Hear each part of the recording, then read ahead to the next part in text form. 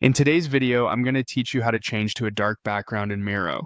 This can be especially helpful if you're working late into the night or simply prefer a darker interface to reduce eye strain. So let's dive into how you can make this change easily. First, you'll need to go over to your boards in Miro. So open up your browser, log into your Miro account, and get to the dashboard where all of your boards are displayed. This is basically your starting hub, where you can see all your past and current projects laid out. Once you've arrived at your Miro dashboard, look for the particular board you want to modify. Typically, you'll have a collection of boards under the My Boards section. Click on My Board to open it up. This is where the magic will happen. Now that you have your board open, direct your attention to the upper left corner of the screen.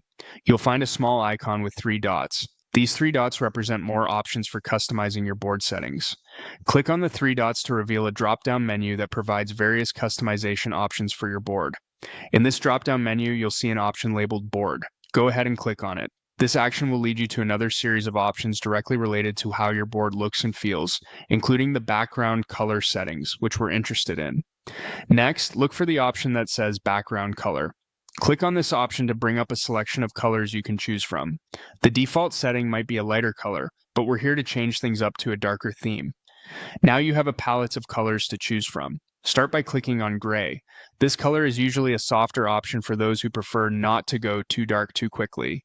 It eases you into the darker tones without being too jarring.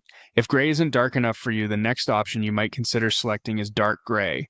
This color offers an even deeper, more subdued background that might be just right for your eyes, especially if you're working in a dimly lit environment. For the ultimate dark experience, you can go all the way and click on Black. This will turn your board's background to the darkest available setting, offering an ultra-sleek, high-contrast look, ideal for those who need the focus sharp and direct with minimal visual distractions. And there you have it, a complete transition to a darker background in Miro. This subtle change can make a significant difference in your working comfort and style.